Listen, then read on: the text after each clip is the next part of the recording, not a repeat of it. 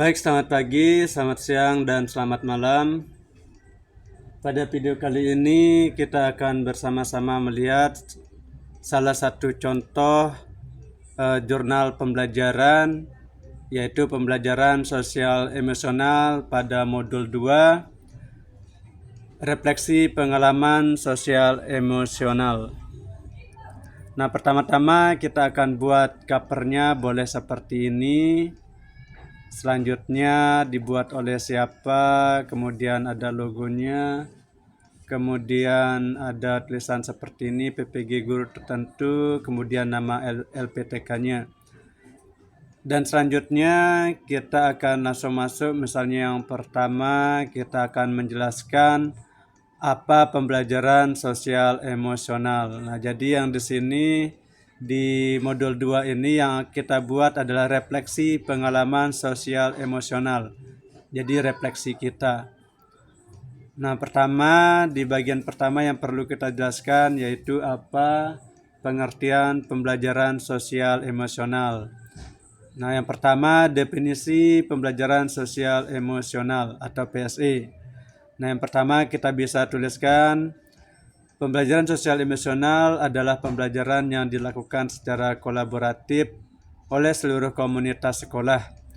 Nah, kemudian kita bisa menuliskan juga menurut Kessel ada beberapa kompetensi sosial emosional, yaitu yang pertama ada kesadaran diri, kemudian manajemen diri, kemudian keterampilan berelasi, pengambilan keputusan yang bertanggung jawab, dan juga yang terakhir ada keterampilan sosial. Nah, selanjutnya setelah kita menulis definisi dari pembelajaran sosial emosional atau PSE, selanjutnya kita juga bisa menulis manfaat pembelajaran sosial emosional. Jadi di sini kita usahakan tidak mengambil karya dari orang lain. Nah, misalnya kita tuliskan seperti ini, manfaat pembelajaran sosial emosional. Dengan memiliki kompetensi sosial emosional yang baik, seorang peserta didik akan menjadi tangguh dalam belajar dan mengejar cita-citanya. Mereka akan bisa menjadi pribadi yang lebih bertanggung jawab dan mempunyai empati yang tinggi pada sesama. Selain itu, kemampuan sosial emosional akan berdampak positif pada lingkungan belajar peserta didik, sehingga mereka dapat meningkatkan prestasi mereka, baik akademik maupun non-akademik. Kompetensi sosial emosional ini tidak hanya dibutuhkan oleh peserta didik saja, melainkan juga dibutuhkan oleh guru dan seluruh warga sekolah. Seorang guru yang memiliki kompetensi sosial emosional yang baik akan mampu membimbing dan menuntun peserta didik dengan lebih baik, mampu mengendalikan emosi diri, dan lebih peduli pada peserta didik lainnya. Nah, selanjutnya setelah kita menuliskan tentang pembelajaran sosial emosional, manfaatnya apa, selanjutnya kita akan membuat refleksi pengalaman bermakna. Nah, saya menerapkan pembelajaran sosial emosional di sekolah saya dengan melakukan beberapa kegiatan, yaitu melakukan doa bersama sebelum memulai pembelajaran dan sesudah pembelajaran di kelas, memberikan motivasi kepada peserta didik sebelum mulai pembelajaran, melakukan berbagai macam ice breaking di setiap pertemuan sehingga peserta didik tidak merasa bosan mengikuti pembelajaran. Selanjutnya, melakukan mindfulness dengan teknik stop sehingga peserta didik merasa lebih rileks dan melupakan permasalahan mereka sehingga mereka siap mengikuti pembelajaran.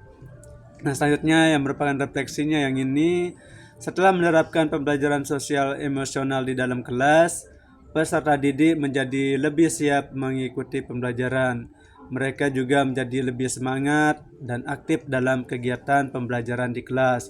Kita juga bisa menambahkan tentang perasaan-perasaan kita selama menerapkan pembelajaran sosial emosional ini, dan juga bisa menambahkan apa yang perlu diperbaiki ketika menerapkan pembelajaran sosial emosional.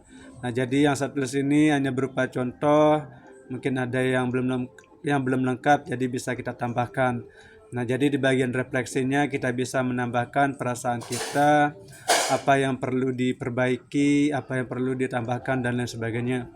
Selanjutnya kesimpulan. Nah, ini adalah kesimpulan yang perlu kita buat.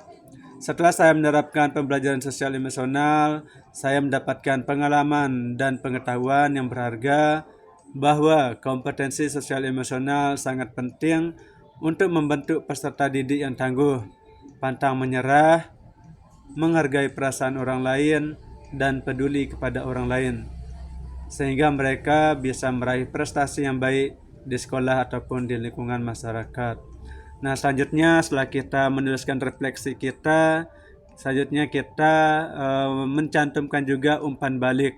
Nah, umpan balik ini umpan balik dari rekan sejawat, ada umpan balik juga dari peserta didik, boleh juga kita mencantumkan umpan balik dari kepala sekolah.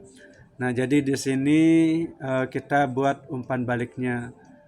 Misalnya umpan balik dari peserta didik, karena secara langsung kita menerapkan pembelajaran sosial emosional ini pada peserta didik, jadi umpan balik harus ada umpan balik dari peserta didik, seperti itu. Selanjutnya setelah ada umpan baliknya, kita bisa mencantumkan juga dokumentasi kegiatannya ketika menerapkan pembelajaran sosial emosional. Nah, jadi ini adalah salah satu contoh dari modul 2, refleksi pengalaman sosial emosional di kelas. Baik, mungkin demikian. Semoga video ini bermanfaat dan ketemu lagi di video-video pembelajaran selanjutnya. Terima kasih.